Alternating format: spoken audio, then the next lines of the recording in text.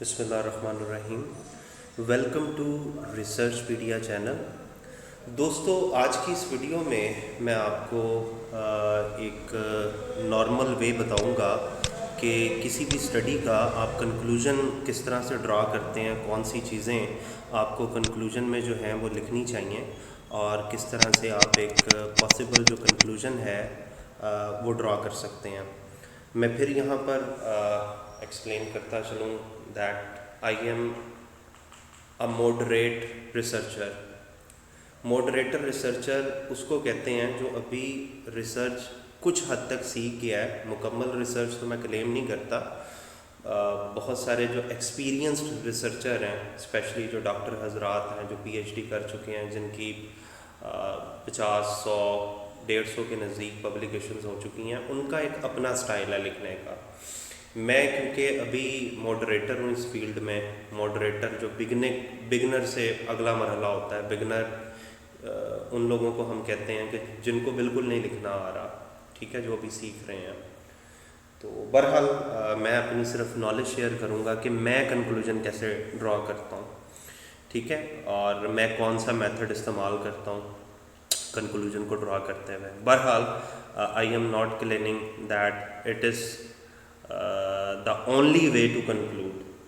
और भी लोगों के डिफरेंट मेथड होंगे, लेकिन मुझे ये तरीका ज़रा ज़्यादा आसान लगता है, ठीक है। और मैं जब भी अपने किसी रिसर्च पेपर को कंक्लूड करता हूँ तो इसी मेथड से कंक्लूड करता हूँ। यानी कंक्लूजन ड्रॉ करते हुए सबसे पहले मैं अपनी स्टडी का पर्पस यहाँ पे दोबारा से राइट डाउन करता हूँ। फिर उस पर्पस को अचीव करने के लिए मैंने कौन से मेथड जो हैं वो यूज़ किए हैं। Method in terms of data collection, ठीक है, डेटा कलेक्शन कैसे की है, रिसर्च इंस्ट्रूमेंट मैंने कौन सा इस्तेमाल किया है, एनालिसिस मैंने कैसे किया है, ठीक है। उस लिहाज से मैं उसको एक्सप्लेन कर दूंगा। फिर फाइंडिंग्स जो मैंने एनालिसिस से ड्रॉ किए, क्योंकि ये जो मैं रिसर्च पेपर आपको एक्सप्लेन कर रहा हूँ इसमें मैंने स्मार्ट PLS यूज़ किया हुआ है। तो उसके अंदर जो मेन टेबल्स थे, उनकी जो फाइंडिंग है उसको समराइज़ करना, that is the part of conclusion. फिर उस टोटल समरी से आप क्या चीज़ कंक्लूड कर रहे हैं, फिर उसकी मैनेजेरियल इम्प्लीकेशंस क्या हैं। यानी ये जो आपकी फाइंडिंग आई हैं, इसका इस पर्टिकुलर सेक्टर पे जिसको आप टारगेट कर रहे हैं, इस सेक्टर में जो पॉलिसी मेकर्स होंगे, मैनेजर्स होंगे, ठीक है, जिन लोगों ने डिसीजन मेकिंग करनी है, वो किस तरह से आपकी फाइंडिंग्स को वहाँ पर इम्प्लीमेंट कर सकते हैं और उसका क्या बेनिफिट उन्हें हो सकता है। उसके बाद नोवेल्टी है कि मैंने इसमें क्या नया काम किया है, ठीक है। नॉर्मली जो आप रिसर्च गैप फिल करते हैं, ठीक है, अगर वो आप ही फिल कर रहे हैं, किसी और ने नहीं किया तो वो, या फिर कोई नई चीज़ अगर आपने यहाँ पे फाइंड आउट कर ली है जो पहले रिसर्च नहीं हुई हुई, तो आप उसे यहाँ पे मेंशन कर दें। और उसके बाद लिमिटेशन और सजेशंस हैं कि आपकी स्टडी जो है वो किस पर्टिकुलर सेक्टर के ऊपर की गई है। अल्टीमेटली उसके रिजल्ट्स जो हैं वो उसी सेक्टर पे जर्नलाइजेबल होंगे, ठीक है। जो डिफरेंट सेक्टर्स होते हैं, जिनकी nature of operation, nature of business different होते हैं, वहाँ पे अल्टीमेटली आपकी स्टडी जो है वो जर्नलाइज नहीं हो सकती। तो ये उसकी लिमिटेशन है। लिमिटेशन आप इन टर्म्स ऑफ जर्नलाइजेबिलिटी भी बता सकते हैं, limitation in terms of analysis भी आप बता सकते हैं, limitation in terms of data availability भी बता सकते हैं कि आपको डाटा की अवेलेबिलिटी या उसकी कलेक्शन में किस तरह की लिमिटेशन का सामना रहा, या आपका सैम्पल साइज़ जो है वो थोड़ा है, ये सारी चीज़ें। उसके बाद सजेशंस होती हैं। आप फ्यूचर रिसर्चर को, अगर कोई पर्सन जो है वो आपकी स्टडी को बेस बनाकर फर्दर स्टडी कंडक्ट करना चाह रहा हो, तो उसको आप क्या सजेस्ट करेंगे। तो ये सारी चीज़ें, तो मैं इन चीज़ों की बेस पे कंक्लूजन ड्रॉ करता होता हूँ, ठीक है। And again I am saying, I am not claiming कि जी it is just only the way. जो बहुत बड़े बड़े नाम हैं रिसर्च की फील्ड में, अगर आप थोड़ा सा सर्च करें तो उन्होंने कंक्लूजन बहरहाल बहुत कम्प्लेक्स वे में, बहुत कम जो मुश्किल तरीका है उससे किया होता है। तो बहरहाल मुझे ये इजी लगता है, तो मैं इसके ज़रिए कंक्लूजन ड्रॉ करूँगा। तो आते हैं जनाब सबसे पहले purpose of the study. Purpose जैसे कि मैंने बताया कि हर चैप्टर के आगाज़ में ना सबसे पहले आपने पर्पस बताना होता है, लेकिन उसी एक पर्पस को बार बार कॉपी ना करें, थोड़ा सा लफ्ज़ों की हेर फेर ज़रूर करें कि चीज़ें जो हैं वो बार बार कॉपी ना हो रही हों। ठीक है, यहाँ पे भी ये जो पहला पैराग्राफ है ये पर्पस को ही इंडिकेट कर रहा है, तो मैं इसको पहले यहाँ पर कॉपी करता हूँ और उसके बाद थोड़ा सा इसको कंक्लूसिव फॉर्म में जो है वो लिखने की कोशिश करता हूँ ताकि मेरे लिए ज़रा लिखना आसान हो जाए। ठीक है, तो इसको थोड़ा सा मैं डबल एंटर दबा कर यहाँ पर लिख देता हूँ। मेरी स्टडी का जो पर्पस था, मैं इस चीज़ को एग्ज़ामिन करना चाह रहा था कि इनोवेटिव फाइनेंशियल प्रोसेस का बैंक के मार्केट शेयर पे क्या इम्पेक्ट है। स्पेशली जो मोस्ट इनोवेटिव बैंक मैंने टारगेट किया था वो सिल्क बैंक है। ठीक है, सो यहाँ पे मैं लिख दूँगा the aim of this research study was to examine the role of innovative financial process along with its dimensions। क्योंकि मैंने इसकी डायमेंशंस भी यूज़ की थी। इसकी जो डायमेंशंस हैं वो ये 5 डायमेंशंस हैं, तो उन्हें भी मैं साथ में ही कंक्लूड कर लूँगा। Along with its dimensions like internet banking, IB, mobile banking, MB, ATM, AF, point of sale, POS and internet banking, mobile banking, ATM, point of sale और टेलीफोन बैंकिंग है जी। Telephone banking in explaining the bank's market share of the most innovative bank। क्योंकि मैंने data सारे का सारा जो है वो सिल्क बैंक का लिया था, तो मैं उसको मेंशन कर देता हूँ क्योंकि उसकी डिफरेंट जो ब्रांचेस थी उन्हीं से डाटा लिया गया। बिकॉज अकॉर्डिंग टू समा न्यूज़ 2020 ये मोस्ट इनोवेटिव बैंक था, तो मुझे इसी को स्टडी करना था according to my base paper.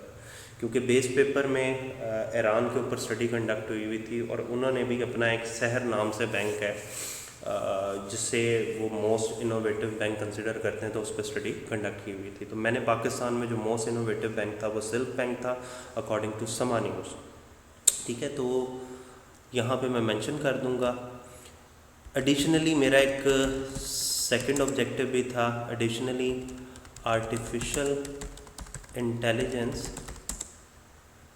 with its dimensions like automated decision making, ADM, and दूसरा था जी, एक तो ऑटोमेटेड डिसीजन मेकिंग था, एक chat bot social media interaction था, ये वाला। ये दोनों आर्टिफिशियल इंटेलिजेंस के जो थे वो डायमेंशंस थी। And chat bot and social media interactions. Additionally, artificial intelligence with its dimensions were used as a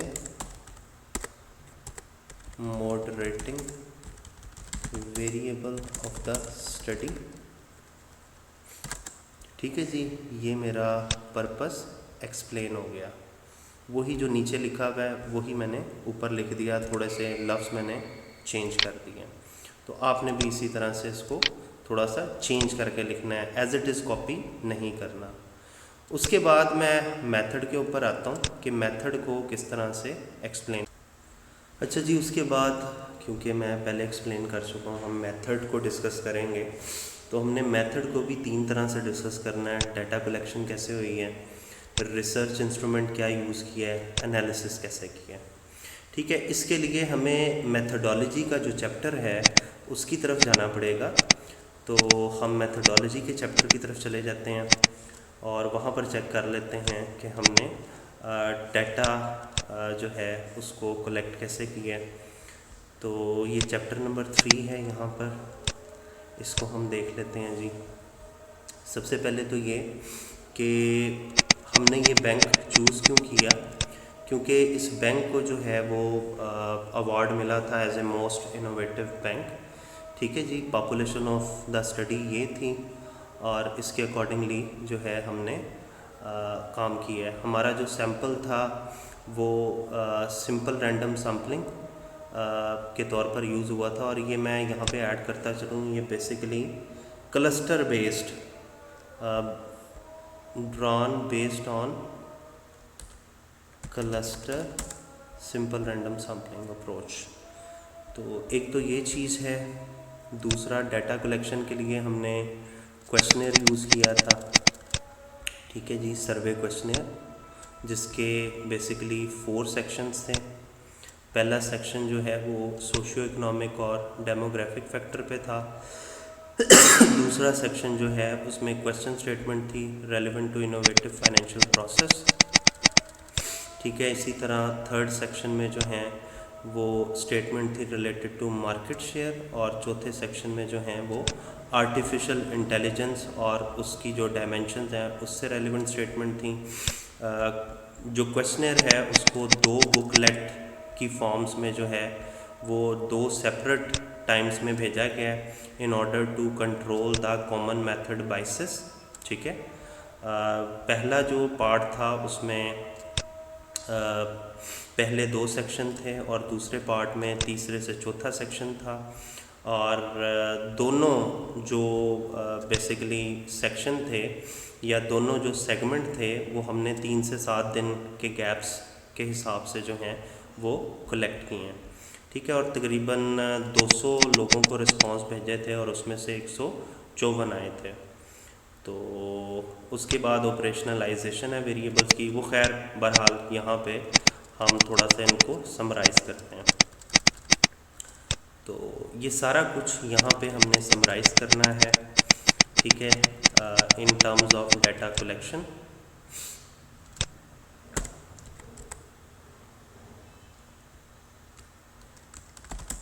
The present study was primary in nature with quantitative data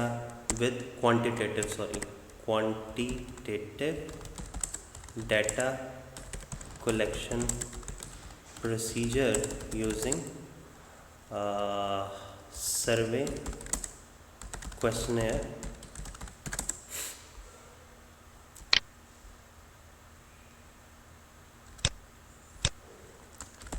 the target population was Silk Bank, being nominated as the most innovative bank in Pakistan as per। जो study थी ये समा वालों की news की base पे हम यहाँ पे कोट कर देते हैं, क्योंकि ये समा वालों की न्यूज़ थी। ये है जी समा वालों का रेफरेंस, ये वेब बेस्ड रेफरेंस होता है। तो इसके ज़रिए मुझे पता चला था कि जी ये बैंक है जो पाकिस्तान में मोस्ट इनोवेटिव बैंक के तौर पर सामने आया। अच्छा जी, उसके बाद डाटा कलेक्शन में हम नेक्स्ट चीज़ जो मेंशन करेंगे वो मेंशन करेंगे कि जी a total number of 200 or more questionnaires were shared to different branches of Silk Bank across country for which for which for which 154 respondent completely respondents completely responded the questionnaire with 2 booklets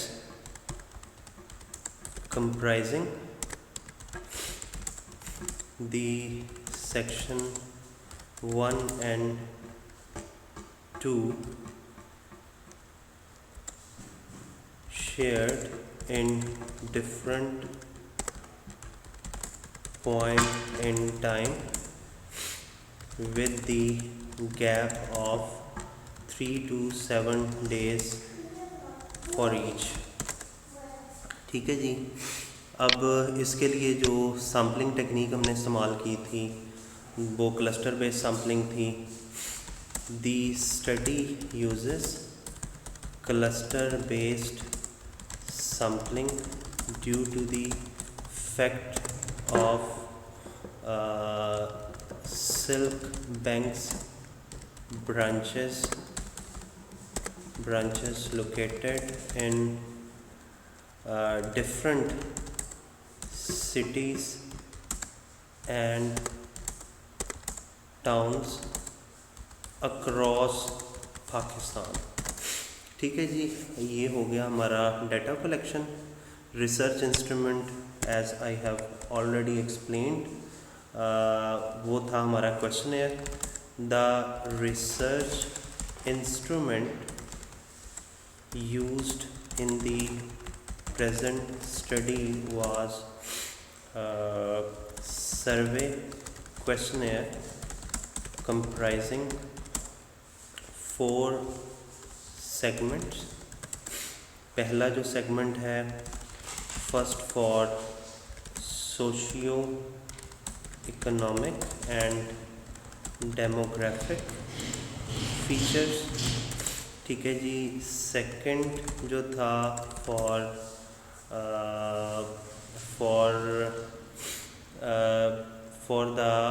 the statements of innovative financial process। Third, for the statements related to bank's market share, and finally the fourth part related to the statements of artificial intelligence and its dimensions। ठीक है जी। ये हमने जो है research instrument को explain कर दिया। उसके बाद इसमें आप ये भी बता सकते हैं कि आपका डिपेंडेंट और इंडिपेंडेंट वेरिएबल को क्या था। वो बहरहाल क्योंकि उसके सेगमेंट से ही पता चल जाता है, तो that doesn't require to state here. अच्छा जी, उसके बाद हमने एनालिसिस कैसे किया, ठीक है, उसके ऊपर आ जाते हैं। For analysing the present research study, the structural equation modelling technique was used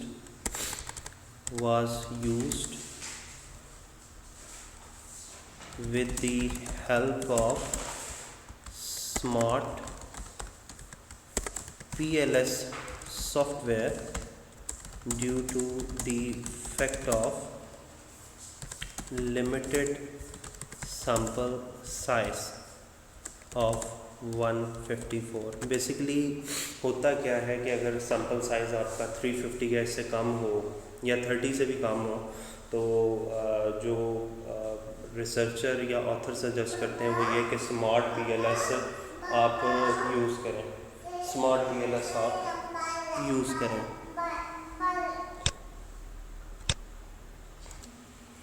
अच्छा जी, उसके बाद आप यहाँ पर एनालिसिस में इंडिकेट कर सकते हो कि आपने क्या क्या चीज़ एनालाइज की है।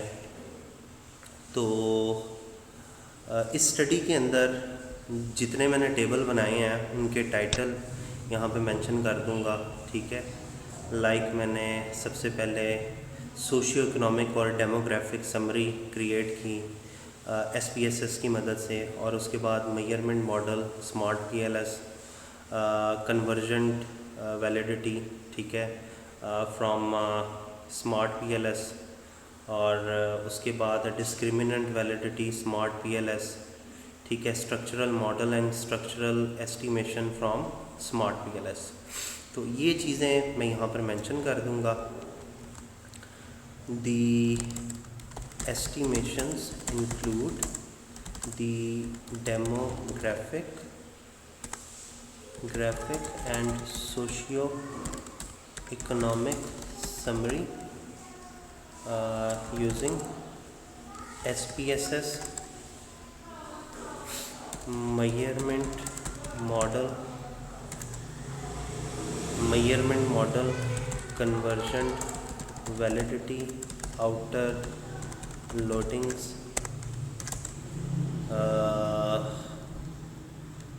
discriminant validity and structural modeling, structural equation modeling with the help of smart PLS software. ठीक है जी, ये आपका एनालिसिस का पार्ट हो गया। एनालिसिस को एक्सप्लेन करने के बाद आपने नेक्स्ट जो है वो आना होता है फाइंडिंग ऑफ समरी की तरफ, कि जो आपने फाइंडिंग्स की हैं उनको समराइज़ किया जाए कि वो किस तरह से आपने फाइंडिंग्स की हैं। तो इन्हें मैं थोड़ा सा बोल्ड कर देता हूँ, ये क्योंकि हेडिंग्स हैं।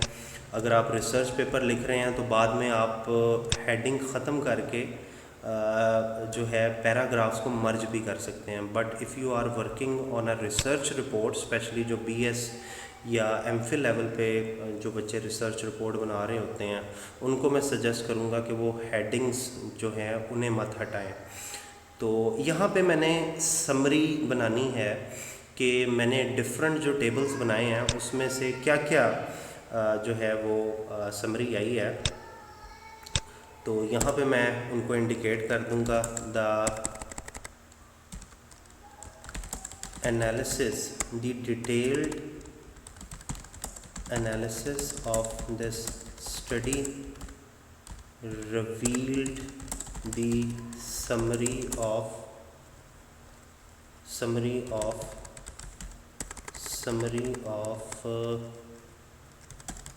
important elements as follows। ठीक है जी, सबसे पहले मैंने जो डेमोग्राफिक टेबल है उसको मैंने तकरीबन हर टेबल के नीचे ना उसकी समरी लिख दी है कि हम कंक्लूड उससे क्या कर रहे हैं। तो आपसे भी सजेस्ट करूँगा कि जब आप एक टेबल को कंप्लीट कर लें तो टेबल के ऊपर तो उसकी इंटरप्रिटेशन आपने लिख ली, ठीक है, ये डिटेल्ड इंटरप्रिटेशन है हर टेबल की, जबकि टेबल से नीचे मैंने उसको समराइज़ किया हुआ है। तो ये है जी, इसको मैं यहाँ से कॉपी करूँगा और यहाँ पर आकर मैं पेस्ट कर दूँगा। जस्ट अ मिनट, ये है जी, ये मैंने इसी पर्पस के लिए हर टेबल के नीचे एक समरी बना दी थी। समरी में बेसिकली आप उस टेबल को कंक्लूड कर रहे होते हैं। ठीक है। It is inferred from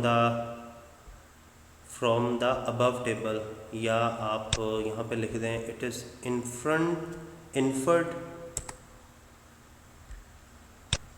from the estimation of demographic and socio-economic summary table that majority of respondent from Silk Bank are male having the age category of this and this or qualification this and this, working in the banking sector with fix term, और इतनी उनकी salary है। ये basically एक summary आ गई। ये जब आप पूरे टेबल को समराइज़ करते हैं ना चंद लफ्ज़ों में, तो वो आपने यहाँ पर लेकर आनी होती है। उसके बाद जो नेक्स्ट समरी है वो फैक्टर लोडिंग या कन्वर्जन वैलिडिटी की है, तो वो मैं यहाँ पे समराइज़ कर देता हूँ। उसके टेबल की तरफ जाता हूँ। ये है जी उसका टेबल, और इसके नीचे मैंने समरी नहीं दी हुई। बेसिकली इसकी समरी ये थी कि क्योंकि फैक्टर्स लोडिंग के अंदर तमाम फैक्टर्स की वैल्यू 0.7 से ग्रेटर है, लिहाजा ये तमाम के तमाम जो फैक्टर्स हैं वो सिग्निफिकेंटली मैयर कर रहे हैं अपने कंस्ट्रक्ट्स को। ठीक है। इसी तरह जो अल्लाह आपका भला करे क्रॉनबैक अल्फ़ा, CR और AVE वैल्यूज़ हैं, ये भी अकॉर्डिंग टू उनकी जो थ्रेशोल्ड लेवल है उसके अकॉर्डिंग है। तो हम यहाँ पर इस चीज़ को समराइज़ कर देंगे।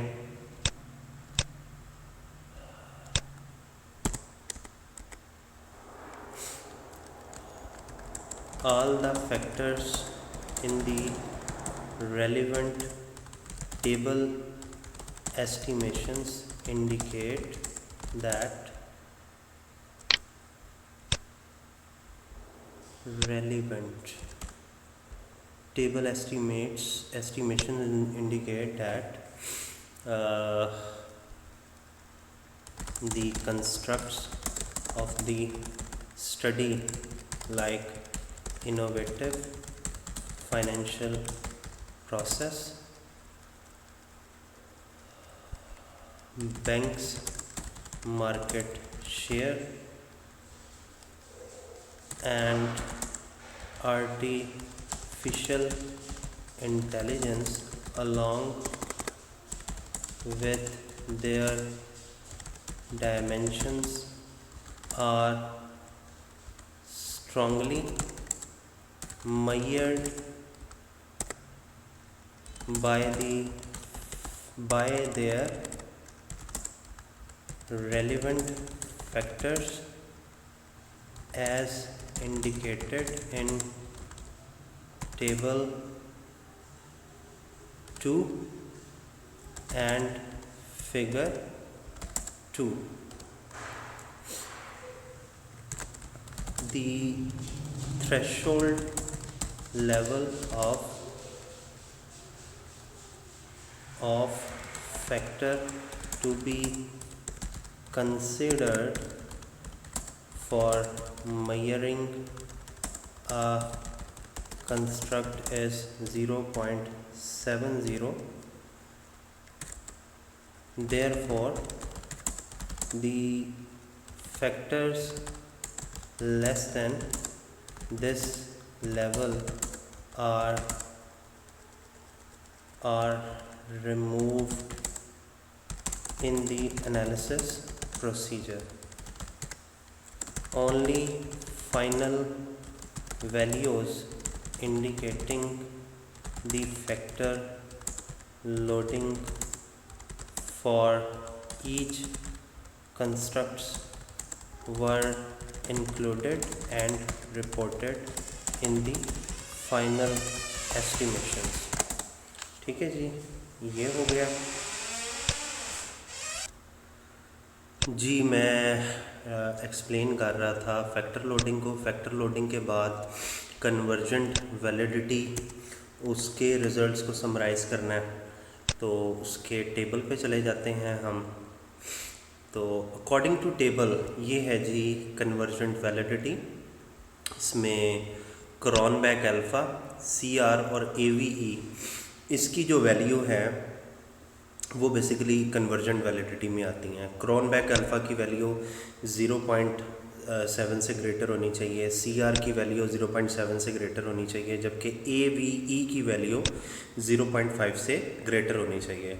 तो जितने भी कंस्ट्रक्ट्स आपको नज़र आएंगे उनकी वैल्यूज़ अगर उनके मिनिमम लेवल या उससे ग्रेटर हैं तो इसका मतलब है कि कन्वर्जेंट वैलिडिटी जो है वो आपकी स्टडी में या आपके डाटा में मौजूद है।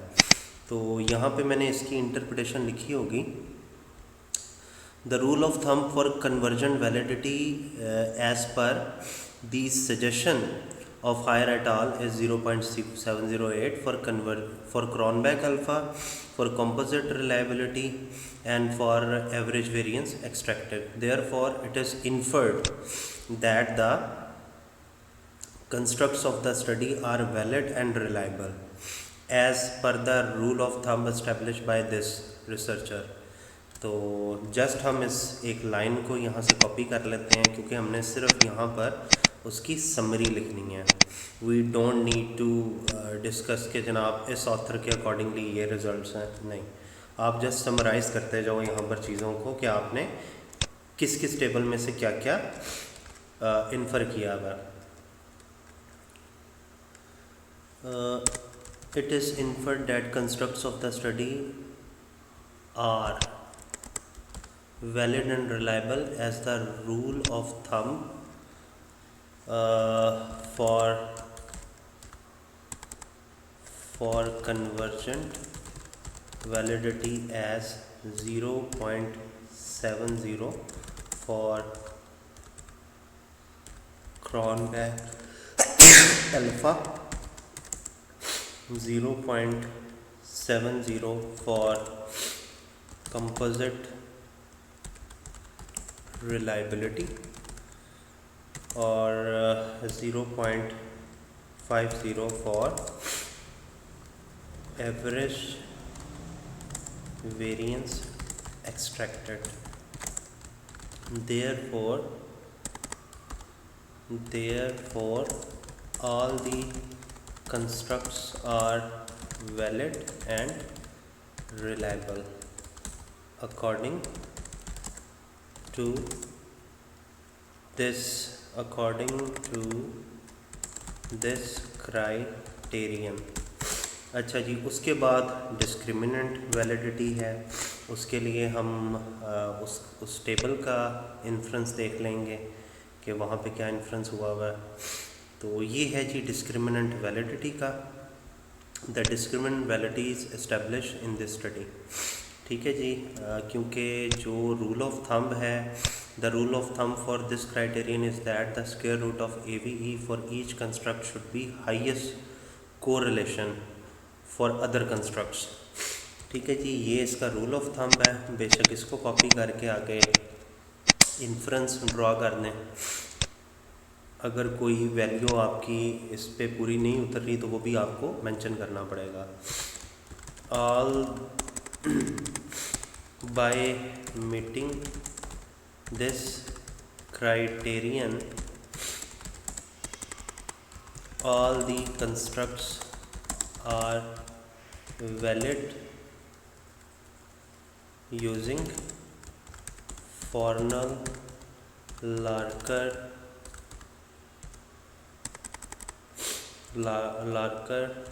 rule of thumb। ठीक है जी, ये बेसिकली फॉर्नल-लार्कर रूल ऑफ थंब होता है जिसको हम यूज़ करते हैं। फॉर्नेल है ये हो गया जी। अच्छा, उसके बाद सेम के रिज़ल्ट्स वो आपने बताने हैं समराइज फॉर्म में। जो सेम का टेबल है ये सारे जो हाइपोथेसिस हैं उसके अकॉर्डिंगली मैंने उस टेबल को इंटरप्रेट कर दिया था। वीडियो में मैंने सिर्फ एक वेरिएबल या एक हाइपोथेसिस का बताया था, उसी पैटर्न पे मैंने बाकी हाइपोथेसिस को भी इंटरप्रेट किया और फाइनली उसका एक कंक्लूजन ड्रा कर लिया। वो ये था, इसको एज इट इज़ बेशक आप यहाँ से कॉपी कर लें। ठीक है जी, और इसको इधर ले आएँ सेम के रिज़ल्ट्स में। ये आ गया जी। The finding of this study inferred that innovative financial process has a strong optimistic potential in determining the bank market share for innovative banks in Pakistan. However, the banking sector of Pakistan need to upgrade their innovative banking channel like these and these, और ये आगे सारा कुछ ना, तो ये basically summarise finding हो गई सैम की, ठीक है। अब इससे ओवरऑल आप कंक्लूजन क्या ड्रॉ कर रहे हैं, उसके लिए फाइंडिंग्स को ही अगर हम गौर कर लें, ठीक है, तो फाइंडिंग में एक चीज़ उसने बताई हुई है कि जो इनोवेटिव फाइनेंशियल प्रोसेस है ये बेसिकली एक स्ट्रॉन्ग रोल प्ले कर रहा है बैंक के मार्केट शेयर को इंक्रीज़ करने में, जबकि जो आर्टिफिशियल इंटेलिजेंस है इसके वाले से लिखा हुआ है कि जो मॉडर्न टेक्नोलॉजी है आर्टिफिशियल इंटेलिजेंस की, इसके हवाले से अवेयरनेस जो है वो रिक्वायर्ड है, ठीक है। तो यहाँ पे हम लिख देंगे the study concluded that innovative financial process plays an important role for enhancing the bank's market share. However, there is a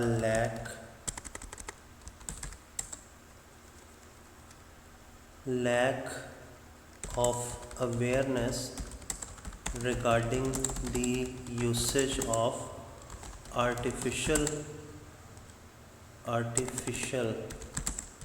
intelligence in the banking sector of Pakistan that need to be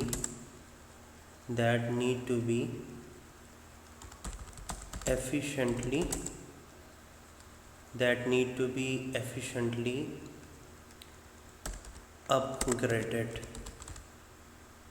upgraded in the running system of innovative financial process to further accelerate the banking sector in Pakistan. ठीक है जी, ये मैंने conclude कर लिया, ये इसी पैरे को थोड़ा सा मैंने समराइज फॉर्म में लिख दिया, ठीक है। ये करने के बाद अगला काम आप लोगों ने ये करना होता है, आपने इसकी इम्प्लीकेशन बतानी है कि बेसिकली जो मैनेजरियल लेवल पे आपकी फाइंडिंग की इम्प्लीकेशंस क्या हैं।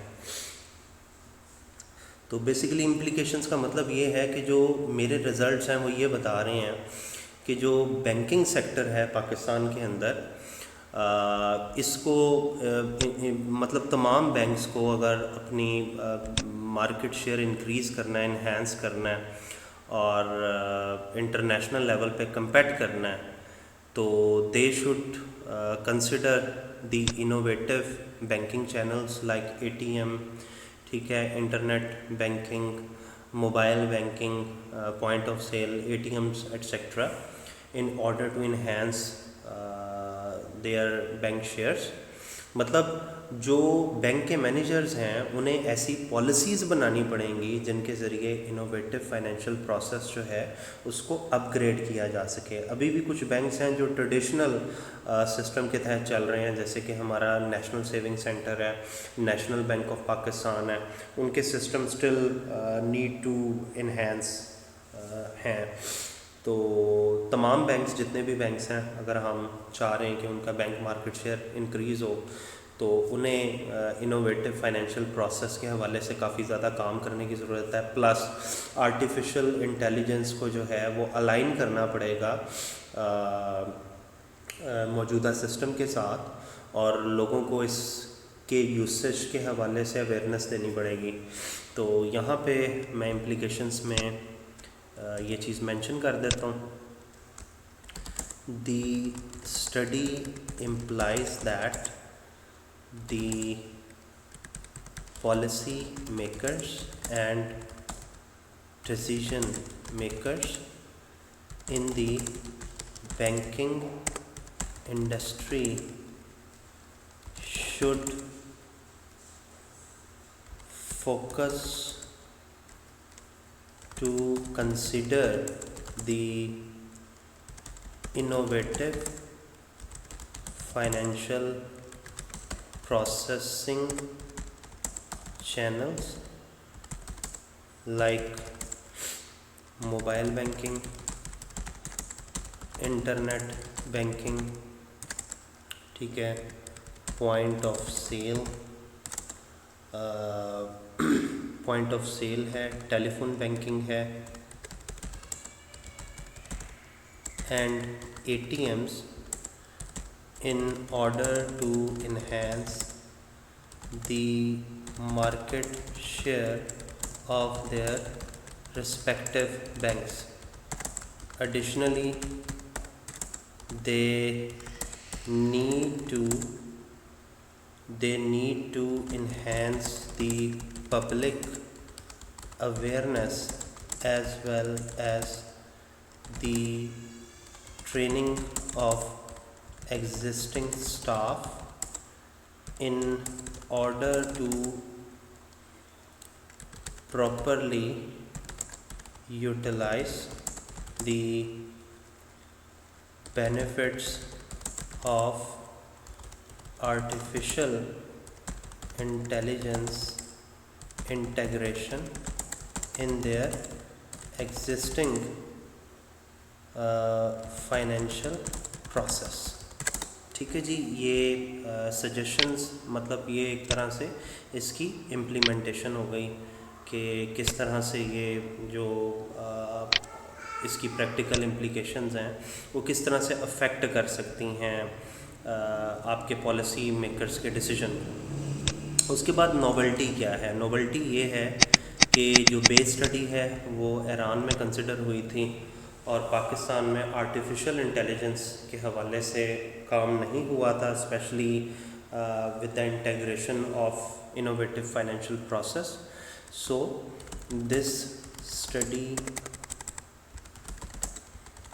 adds the existing literature with the usage of artificial intelligence in the banking sector and their process of financial transaction, especially in the banking industry of Pakistan. ठीक है जी, मतलब literature में आपको जो है ये इसकी एडिशन मिल जाएगी इस स्टडी के ज़रिए कि ये आर्टिफिशियल इंटेलिजेंस जो है इसका क्या इम्पैक्ट हो सकता है बैंकिंग सेक्टर पे. अब आ जाते हैं लिमिटेशन पे. जैसे कि मैंने स्टार्ट में बताया था कि इस स्टडी की लिमिटेशंस को कई तरह से देखा जा सकता है. सबसे पहले तो ये कि इसकी जो फाइंडिंग्स हैं that would be applicable in the banking sector only. दूसरा ये कि इसमें सिर्फ एक बैंक लिया गया है. ठीक है, आप और भी बैंक्स को यूज़ कर सकते हैं और उनका कंपैरिजन कर सकते हैं. ठीक है. तीसरी चीज़ ये कि जाहिर है जब आप ज़्यादा बैंक्स को इंक्लूड करेंगे तो आपका डाटा सेट बढ़ेगा, जबकि एक बैंक को मैंने इंक्लूड किया था तो 154 जो रिस्पॉन्सेस थे वो मुझे मिले थे. The present study is analysed on the banking industry with a specific focus on most innovative financial bank in Pakistan like Silk Bank. The findings of the present research are only journal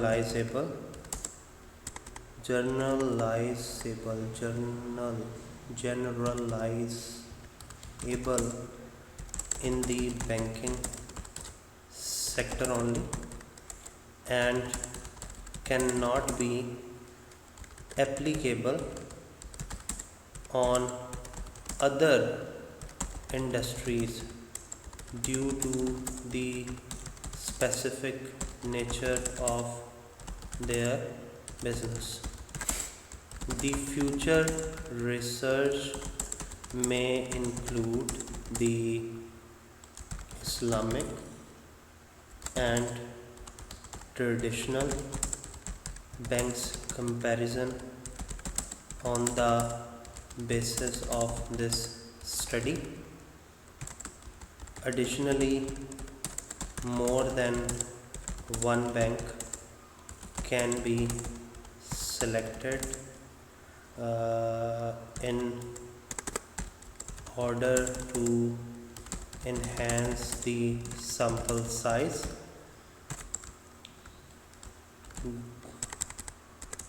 which may ultimately change the impact of artificial intelligence in future studies. अब जाहिर है कि इसमें artificial intelligence जो है वो significant नहीं आ रहा, ना उसका मॉडरेटिंग इम्पैक्ट आ रहा है, क्योंकि एक ही बैंक था। तो अगर हम एक से ज़्यादा बैंक लें और सैम्पल साइज़ इंक्रीज़ कर दें तो माइट भी ये प्रॉब्लम रिजॉल्व हो जाए। तो ये मेरी सजेशन आ गई फ्यूचर रिसर्चर के लिए कि फ्यूचर रिसर्चर को क्या करना चाहिए और कैसे वो फर्दर इस पर रिसर्च जो है वो कंडक्ट कर सकते हैं और कैसे अपने रिज़ल्ट्स को मज़ीद बेहतर बना सकते हैं। तो ये था जनाब कंक्लूजन। अगर आप रिसर्च पेपर लिख रहे हैं तो आप कंक्लूजन को जो है वो हेडिंग्स के बगैर कर सकते हैं, मींस इनमें से हेडिंग निकाल देंगे। लेकिन अगर आप एक रिसर्च रिपोर्ट बना रहे हैं तो हेडिंग्स को इसमें एज इट इज़ रहने दें। उम्मीद करता हूँ आपको वीडियो की समझ आई होगी। मज़ीद वीडियोस के लिए चैनल को लाइक और सब्सक्राइब ज़रूर कीजिएगा। शुक्रिया।